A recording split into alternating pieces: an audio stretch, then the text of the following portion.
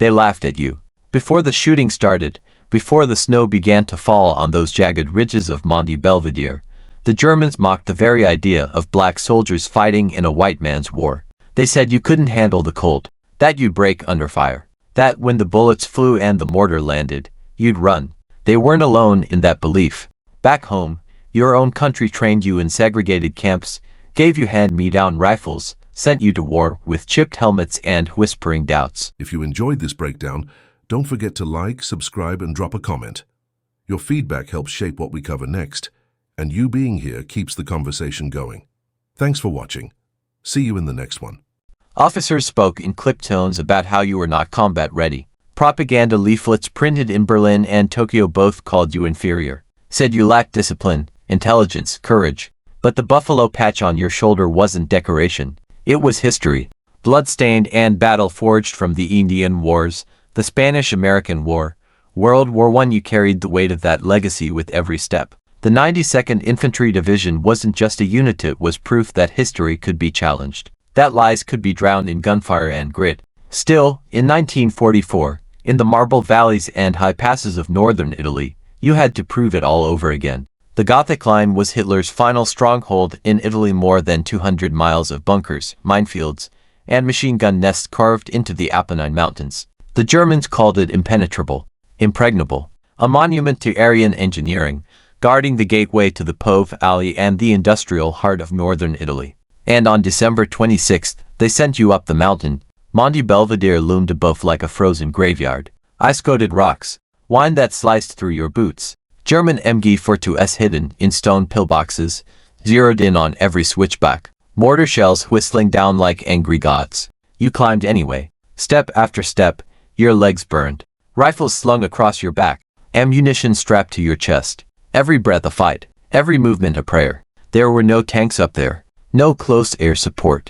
No armor. Just you, your squad, and the belief that you could take that mountain or die trying. The Germans didn't believe it. They saw you coming and burst into laughter. Negersoldaten, they sneered. Ersatztroops, fill-ins, fodder. They fired warning bursts, convinced you'd scatter like leaves in the wind. But you didn't. You kept coming. Through the snow. Through the shrapnel. Through the screams of the men next to you who never got back up. One by one, the MG-42s began to fall silent, not from pity, but from grenades tossed through their slits. From bayonets shoved through steel doors. From bullets fired by men who were supposed to break and run. You didn't run. You fought like hell. And slowly, painfully, inch by bloody inch, you broke the Gothic line. It wasn't clean. It wasn't perfect, but it was unstoppable. A wall the Germans swore could never be breached was torn open by men they swore could never fight. They were wrong. The brass back home didn't know what to make of it. For years, they'd shuffled black troops into supply roles, support battalions, labor companies. You were given mop buckets when you asked for rifles, told to cook, not shoot, march, not lead. You were trained in Alabama swamps and Georgia mud, shouted at by officers who'd never see combat, only to be shipped to Italy and thrown into one of the hardest fights of the entire war. And somehow, you still won. You weren't supposed to. You weren't supposed to climb those icy cliffs, breach bunkers reinforced with steel and stone, engage in hand-to-hand combat with German elite troops, and come out alive. You weren't supposed to push northward, fighting not only fascists in front of you, but racism behind you. But you did. Your division disrespected, doubted, disregarded, fought in the Serchio River Valley, took Massa and pushed beyond the Arno. And all the while, German radio broadcasts grew quieter. The mocking leaflets stopped dropping from the sky. There were no more jokes. The laughter was gone. Now they were afraid. And still, the enemy you never stopped fighting, the one in your own uniform, kept trying to rewrite your story. Commanders said your victories weren't decisive, that the line had cracks already, that white units softened the defenses first. They used words like spotty performance and discipline issues. Never mind that white regiments had faltered under the same conditions. Never mind the men you pulled from the snow with your bare hands. Never mind the comrades you buried in frozen ground under sniper fire and artillery bursts. Back home, reporters barely mentioned you. History books forgot your name. The medals, most didn't come.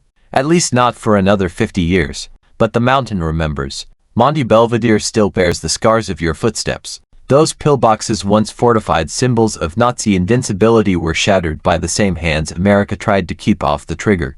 Your blood is in that soil. Your story in that stone. They laughed at you because they feared what you represented. If black soldiers could fight, if they could lead, and win, and climb mountains that couldn't be taken, then everything had to change. The rules, the lies, the whole structure of a segregated army and a segregated country. And eventually, it did. In 1948, President Truman signed Executive Order 9981. The U.S. military was officially desegregated. The 92nd had helped make that possible. Not through protests, not through speeches, but through valor, through sacrifice, through bodies thrown into battle without the expectation of praise, and the sheer audacity to demand respect through action alone. You fought two wars at once, one against fascism in Europe, the other against racism in your own uniform. And you won them both, even if no one told you. The Medal of Honor. It came decades later for some of your brothers. Too late for most. Too late for the men who died with frost in their hair and bullets in their chest, never knowing if anyone back home would care. Too late for the families who were handed folded flags and closed coffins, told to be proud while still being denied service at local diners. But you knew what you did. And so did the enemy. When the Wehrmacht fled their bunkers, when they left behind machine guns and mortar and the bones of their wounded, they didn't laugh anymore. They wrote reports, urgent ones, that the 92nd was not to be underestimated, that they held their ground, that they could not be broken. You didn't break, and that's what makes it history. You weren't superhuman. You were underfed, under-equipped, trained in outdated tactics with hand-me-down gear. Half of your officers had never led a real unit before. And still you fought harder, climbed higher, dug deeper. Not because you were trying to prove anything to Germany, but because you had to prove everything to the country that sent you there. It's easy to romanticize it now. Easy to paint your story in medals and memorials, long after the fire faded and the bodies were buried. But the truth is raw. Messy. You were cursed by your own side. Called cowards before you even fired a shot. And then you went out and redefined what it meant to be brave. You weren't just soldiers. You were contradiction, carried on to feet. A black man in America. A rifle in your hands. A Nazi in your sights. And behind you, a country still asking whether you deserved to wear the uniform you bled in. They laughed at you. And then you silenced them. With thunder from your rifles. With fire in your lungs. With names carved into the side of a mountain the world said you'd never reach. You didn't just break through German defenses. You shattered centuries of myth. You forced them all to see what was always true. That patriotism isn't white. That courage isn't born in privilege. That the soul of a soldier is measured not in skin, but in sacrifice. They buried you in segregated graves, but they couldn't bury the truth. That the 92nd Infantry Division mocked, doubted, abandoned, broke the Gothic line, held the valley, changed the war, and left behind a story too powerful to be erased. You were never supposed to be heroes, but you became them anyway. And when it was over, when the smoke cleared, the last foxhole was emptied, and the cold had finally given way to spring, it wasn't medals you came home to. It was silence. No parades. No welcome banners. No brass bands echoing down city streets. For the white units returning from Europe, it was ticker tape and speeches. For you, it was the back door of the train station, the colored waiting room, and a country that still didn't know your name. You'd bled in Pisa. You'd nearly drowned crossing the Serchio River under fire. You held positions at Viareggio with no reinforcements, nothing but bare resolve and the ammo in your belt. But when the war ended, and the men disembarked in New York and New Orleans, there were still signs on the windows that said whites only. Still police waiting with eyes narrowed, hands resting on batons, as if the uniform you wore was a threat, not a symbol of service. And you remembered. You remember the German officer who surrendered on his knees in front of you, his eyes filled with fear. Not because you were black, but because you were American. Because you were the enemy who had beaten him. Because he knew that somewhere in your unit, someone had bayoneted his machine gunner in the dark, pulled a wounded man to safety under sniper fire, and held the line for 12 hours without food or rest. He didn't ask what color you were. He just put his hands up. But your own country looked at you differently. Still, they called you troublemakers when you asked for fair treatment. Unpatriotic when you questioned why white Gias could drink in the front room while you had to stand out back. You returned from war trained, decorated, and hardened by death, and you had to dodge the same insults you heard before you left. The same country that drafted you didn't want to hire you. They handed you a discharge paper and said, "Good luck." Some men tried to use their G-bill to go to school, only to find doors closed. Others sought home loans, only to be denied by banks that never even looked up from the paperwork. You weren't just fighting for dignity overseas, you were still fighting for it in your own neighborhood. And yet, you didn't stop. You wore that uniform anyway. Not just the cotton and the stripes, but the memory of what it meant. The battlefields carved into your skin. The friends you left behind on cold mountainsides, never to be buried properly. The men who cried out in the night and didn't make it to morning. You remembered them every day. Because you had to. Because no one else would. It took decades for your story to surface. For the government to revisit the records. To realize what was always there in black and white.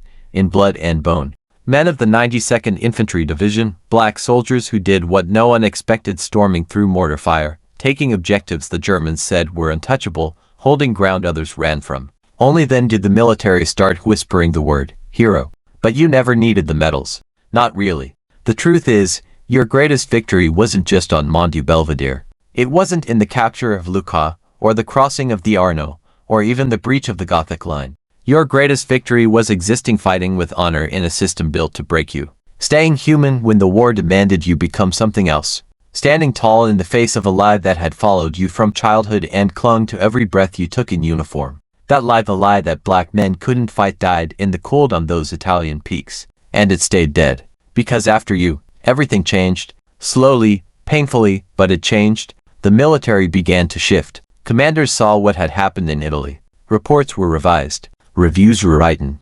The segregation lines began to blur. By the time the Korean War broke out, black units were no longer just a political compromise, they were an essential part of the force. And the reason? Because the Buffalo Soldiers made it undeniable. Not with speeches, not with protest, but with force. When white commanders said you weren't fit to lead, you led anyway, platoon by platoon, hill by hill, pushing through gunfire with nothing but instinct and stubborn will. When they said you'd fall under pressure, you stood when others fell. When they said you'd break, you proved it was steel in your spine, not fear. And it wasn't just bullets you faced. It was humiliation. It was doubt, planted like landmines in your own ranks. Sometimes it came from your own officers. Sometimes from the men beside you.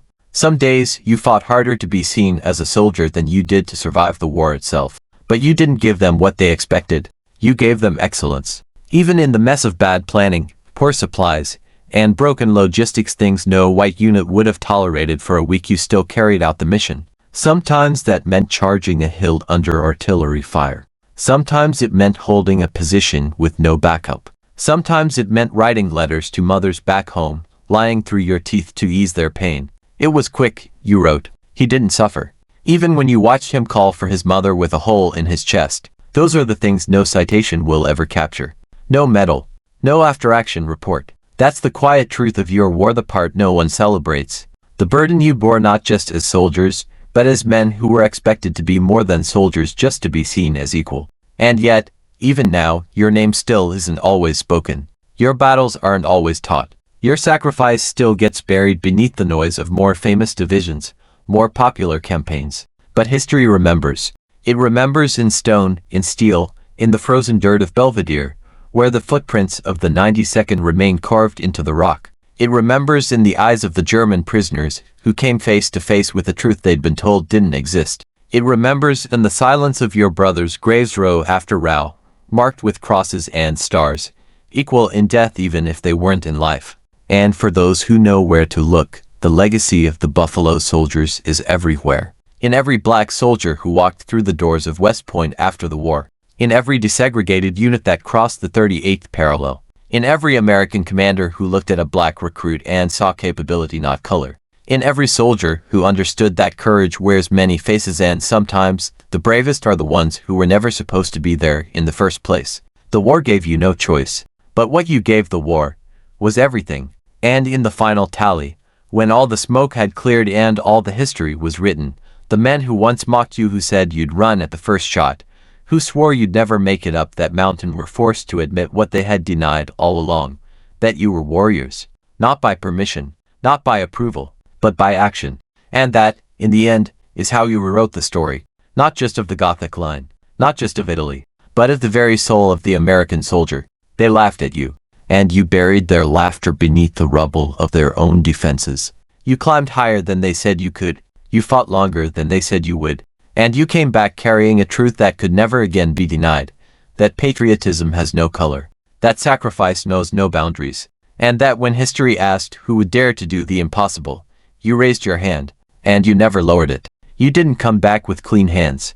No one does after war. Your boots were worn through, sawless patched with canvas and hope. Your knuckles were scabbed from frozen nights and close quarters. Your eyes, dark and watchful, carried memories most men wouldn't speak aloud, not even to God. But you came back anyway, quiet, steady, dignified.